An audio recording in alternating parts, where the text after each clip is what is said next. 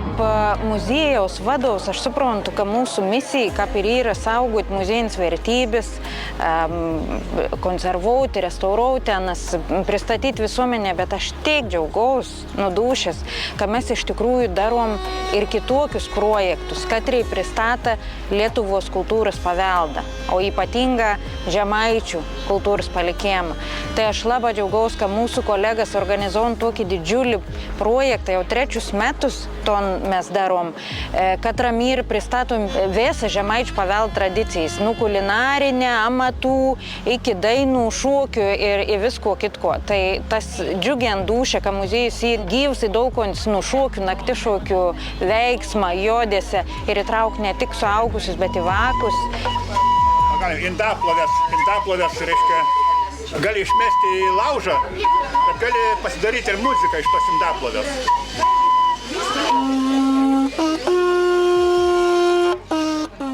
Man tai didelė garbė čia dalyvauti, nebe pirmą kartą telšiuose. Tai aš čia pristatau akmens amžiaus tokį amatą ir muzikos instrumentus, reiškia, įvairiausius, ir seniausius, ir dabartinius, kurie žmonėm pakelia nuotaiką.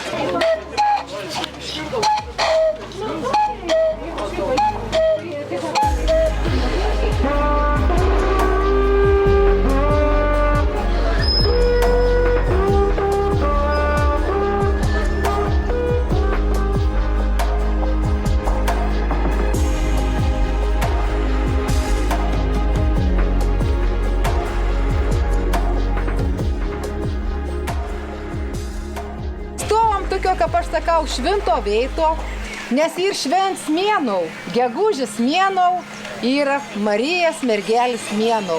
Ir per ton gegužės mėnesį mes geidam mojavas. Tad noriu pakviesti gerbamą prelatą. Visi lietuviai žemaičiai ypatingai yra pamėlytas gegužinės pamaldas.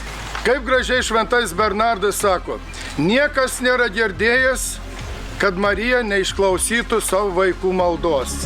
Šventoji Marija, melski už mus, šventoji Dievo gimdytoja, melski už mus.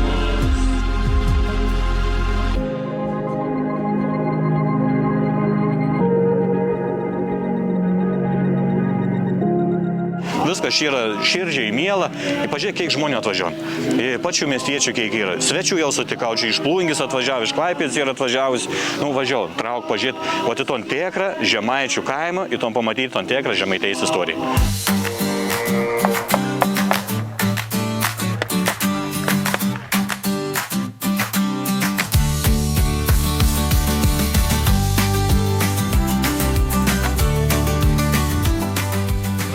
Graži šventė.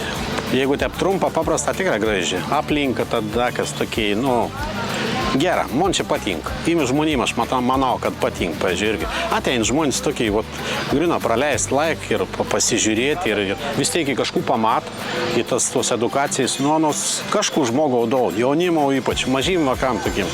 Pagrindinis klausimas pas lietuvį ir ką atskirti gerą medų. Perkont bet čia atvažiuojam gal daugiau, pasai parodyti ir reikės pasižiūrėti. Prekyba daug, prekyba tokia.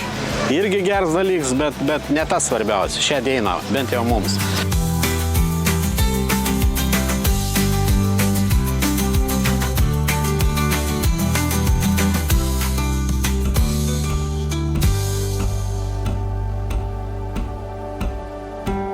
Šias metas, žinokit, taip netikėta sulaukėm aukštaičių. Turėjom aukštaičių, kad yra prisijungę prie mūsų, tokiai moilininką, atvažiavę iš ano kraštą Lietuvos, mes turėjom bendruomenės. Ir kas įdomiausia tas, kad šias metas mes taip jau patimpėm į naktį, nes Europos muziejų naktis, todėl prisijungiam prie viso Žemaitė gyvastės dar ir naktišaukis. Žemaitė gyvastis 3 kartą vyks, ana iš eilės vyks, nors buvau prieš tai bandymų veinį darė, o Kontri dar ir vis taip nutrūkdau. Vėl kas nors dirbdau, kur nors ir vėl vis nutrūkdau. Tikrai žmonės žiūrška kokiais krusdėliuką aplinko visur. O atgarsė tikrai ir neblogi. Pasirodo žmonėms vis tik noras pasidomytom savo šaknimis. Mes tengiamės tikrai surasti, iškapstyti tus, katrai 19-20 amžiau puoselėjai savo gyvenimus tus amatus ir dabar mes anims noram perdauti ir parodyti. Todėl, nežinau, man asmeniškai tai, aišku, tai monvaks, pelėda savivaka ir labai gražus, bet man tas renginys yra viskas. Aš anau pradedu ruoštis jau rugpjūtį mėnesį ir visus metus sukurata mintis iki pat gegužės.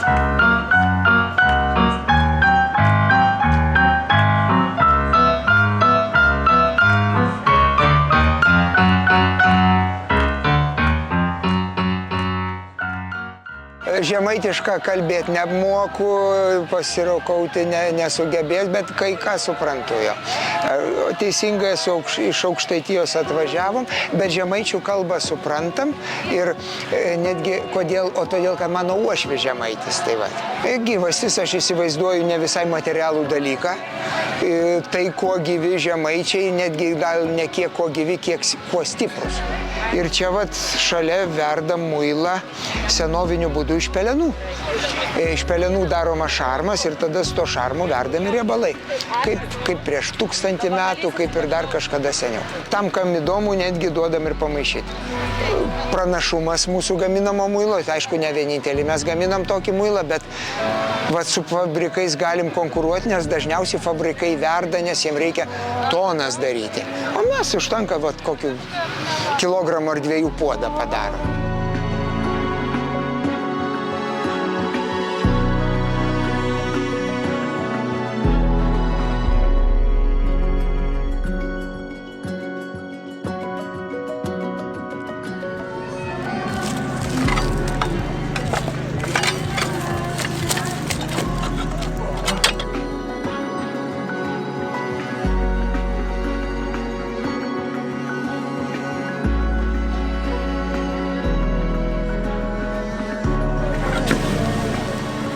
Alus visą laiką randa ryšį su žmogum, kitaip negali būti, taip jis ir atsirado. Va, o žemaičiam tai specialų ir alų darom, žemaitišką. Kyla natūralūs klausimai, niekas nesupranta, kas čia yra. Galvoja, gal maistas, gal košė, gal dar kažkas, bet čia yra alus iš tikrųjų. Kuo unikalus žemaičio alus, tai kad jie virdavo 2 kartus mentalą. Tai yra labai įdomus procesas, nes tarkim, Biržų kraštas verda vienaip, Rokiškio kitaip, Pasvalį kitaip. Mes, tarkim, iš Pakruojo, Joniškio krašto mentalo niekada neverdam. O tie grūdai, ta košė yra mentalas vadinasi. Tai mes ištekinam misą ir ta misa yra, tai yra grūdų sultis. Jos saldžios būna ir tada natūraliai dedi mielės, jis gamina alkoholį. Žemaičiai tą visą putrą jie deda į katilą, jie dar kartą užverda, antrą kartą. Gal tai yra dėl to, kad saugiau, gal tai, kad jisai suverda ir suverda visi baltymai, kūniškos dalelės tos ir jisai gal išsilaikydavo ilgiau. Nu, tai kaip ir saugesnis gėrimas. Gal logiška, taip spėliojam, bet unikalu tai, kad esam radę Telšių, Plungės regionuose, kad iš senų žmonių klasėm, tai sako, jie dėdavo tą putrą į puodą ir užvirindavo, tada suverčia atgal ir tekina pro apačią misą. Pilvas nuo to, kad alų geriant auga apetitas ir norisi užkandžiauti. Tai va, jeigu geriant neužkandžiauji, tai pilvas bus toks raumeningas kaip pas mane. Pirtis ir alus tikrai nėra suderinami dalykai. Joks alkoholis pirtyje neveikia gerai, nes įsivaizduokit, kad jūs turit labai karštą aplinką, kuri ir taip jau yra stresinė organizmui ir reikia išmanyti, kaip elgtis pirty. Pirmiausias klausimas, ko žmonės klausia, atėję praktiškai visi, sako, iš kur renta jau krosnis?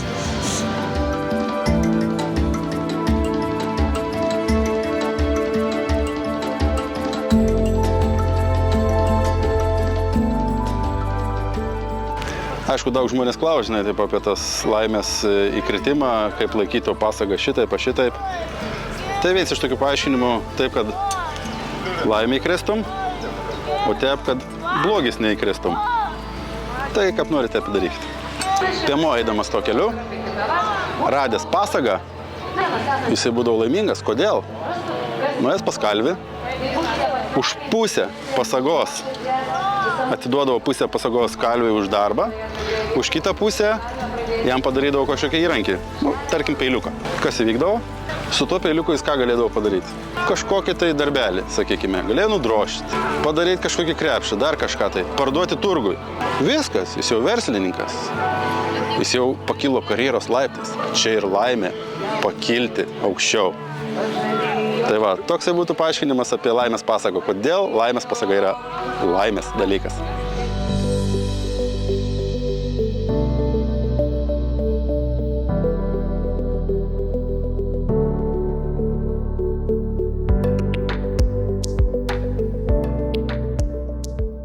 Festivalis labai fainas, iš tikrųjų smagu, kad tiek daug žmonių susirenka, tiek daug žmonių domisi senaisiais odiniais dirbiniais, archeologija, rekonstrukcijomis. Mano domėjimas sritis yra senoji odininkystė.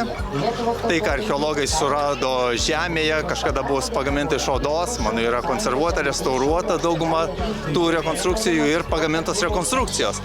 Taip, kad galima jas paimti ir pasižiūrėti, išmėginti, koks pojūtis. Sakykime, viduramžiais vaikščiotis buvo su odos batais, kokio jie lengvumo, kokio minkštumo ir galbūt net ir kokio nepatogumo ir vertinti, lyginant su mūsų dabartinė avalynė.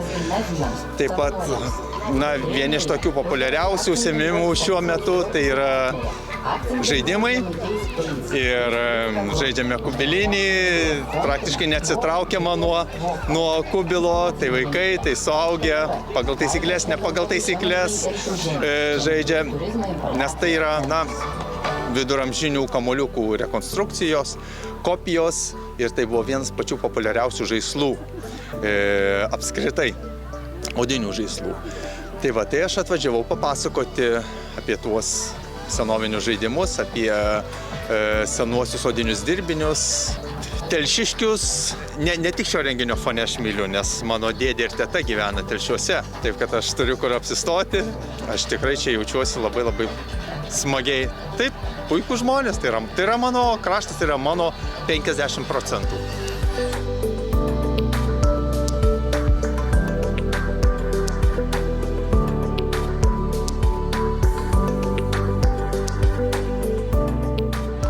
Žalvaris pats gerasis dalykas. Jeigu kažko trūkstuns parodo, jeigu niek netrūkstuns irgi parodo. Pradėt žaliauti, pradėt judauti, jeigu kažko trūkst. Jeigu magniaus trūkst, veinų daro, jeigu kaliaus trūkst, kitko daro. Ko trūkst, viskom parodo. Tai labai toks sveiks dalykas. Turi žalvarį, įmata, ko tau trūkstų, ko tau leikt. Šiandienos tendencija rodo, kad šiandien populiariausiai žyda. Aš nežinau, čia pavasaris veika, čia kas, bet šiandien kalam žydus. Gali nusikalti ir smeigtoką, ir sėgi, ir dar kietą sėgi, bet šiandien tops ir žyda. Visi šiandien žydaujas. Va toks į pavasarį mets. Šmėsliai nučištas, viskas prasideda. Viskas atsigaun ir viskas tam gyva. Atsigaun gyvastis visą. O taip ir yra. Jauna naivę pažadėjo nešivėjams, patikėjo aukštų kalnų, užtekėjo saulės blyksniais, nubirėjo aukštam kalne, žalia gyra, žalio gyroj. Tėvonija vėjo mūžiant iš amžinybės, nešė jauną begalybę. O norėtum, o galėtum, sparną tiestum, žemę liestum, supkit meskit mane jauną, kad išvyščiau aukštą kalną, ant to kalno brolis sesė. Žemė mano.